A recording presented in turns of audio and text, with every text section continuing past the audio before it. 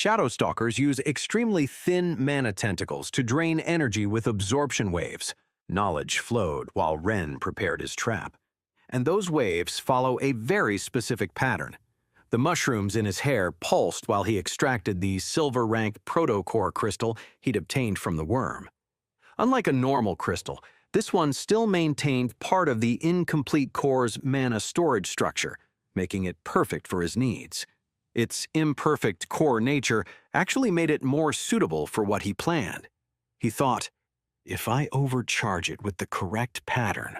With precise movements, Ren began introducing mana into the crystal, carefully mimicking Shadow Stalker's drainage waves. Each pulse had to be exact. Too strong would alert the male immediately. Too weak wouldn't affect the bark stalker from a safe distance. It was risky work. Every energy pulse was like a beacon for the male at the cave entrance, who would interpret it as a rival male's presence. This was why the crystal needed to be perfectly calibrated for a range that was neither too long nor too short. The male shifted position, its head turning slightly toward Ren's location.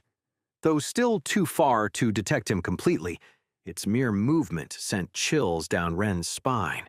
He thought, just a little more. The crystal began emitting a barely perceptible hum.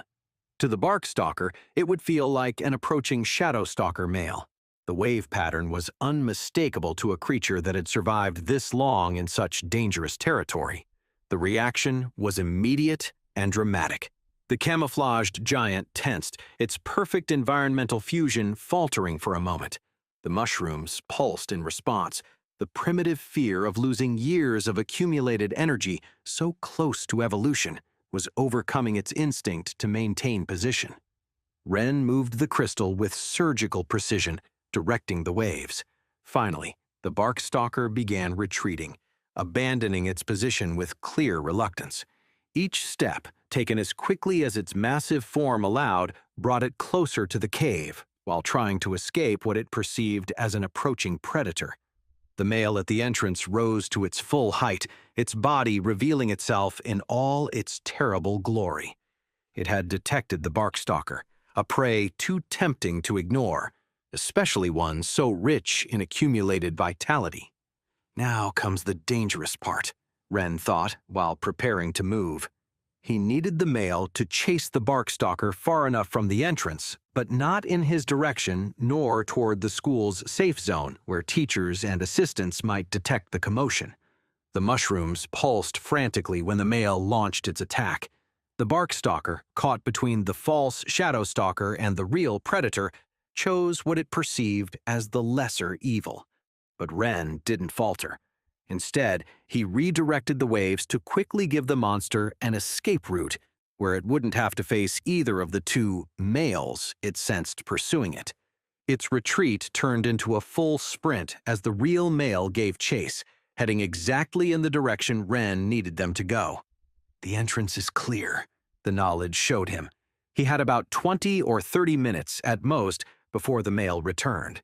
The black females are at the cave, and if he could find It was time to discover if his entire plan was worth the risk. The mushrooms in Ren's hair pulsed while he slipped toward the cave entrance. The knowledge flowed freely now. Shadow stalker females slept in groups, their 50-centimeter bodies piled in the darkest zones where mana naturally concentrated. The skin is the only valuable part in the market, he thought, while preparing his equipment with practiced efficiency. And only the outer layer. But I have an idea for the tentacles. If only the male. The tunnel descended in a gentle slope, its walls gleaming faintly in certain places where years of mana absorption by the creatures had saturated the very rock. The air grew thicker with each step downward. In some of these places, crystals had formed naturally, their structure altered by the constant exposure to the creature's unique mana manipulation. These were the crystals that females accumulated as supplements to feed the male before going deeper to sleep. It seemed Ren had gotten lucky, arriving just before the absorption date when the collections would be at their peak. Ren collected a bag of those rocky crystals, as many as would fit. He had to be careful not to get too close to the swarm's sleeping zones, and not descend too deep into the cave, or he'd risk mana poisoning so severe he wouldn't even last the 2.5 days at camp. Though if his plan worked, the mushrooms pulsed more strongly, warning about the increasing energy density as he descended deeper into the cave system. The tunnel widened into a first chamber. Ren's faint glow revealed groups of sleeping shadow stalkers in the wall's natural cavities, their black, 50-centimeter bodies piled on top of each other, their skins absorbing mana even during rest. The sight was both fascinating and terrifying. Ren paused to study their breathing pattern. The knowledge flowed. During daylight hours, their metabolism slowed to an absolute minimum, making them vulnerable, but still lethal to touch. But I need a way to separate the skin without touching or damaging it, he thought, while observing more closely. The creatures, though asleep, remained mortally dangerous. A single touch, and they would begin draining his vital energy. The knowledge helped him find the most efficient path through what would be a labyrinth to untrained eyes as he ventured deeper. The chamber connected to others, each housing more sleeping groups. Finally, Ren reached a deeper chamber, its walls marked with distinctive patterns. This is the molting chamber, the knowledge flowed while he observed the walls. Distinctive marks covered the rock, scratch patterns where creatures rubbed to shed their old skins during the process. A movement caught his attention. In one of the higher cavities, a shadow stalker writhed in its sleep, its outer skin naturally detaching. With morbid fascination, he watched as the external skin came off cleanly, like a perfect sheath, maintaining all its mana isolation properties while leaving the sleeping creature with its new, gleaming skin.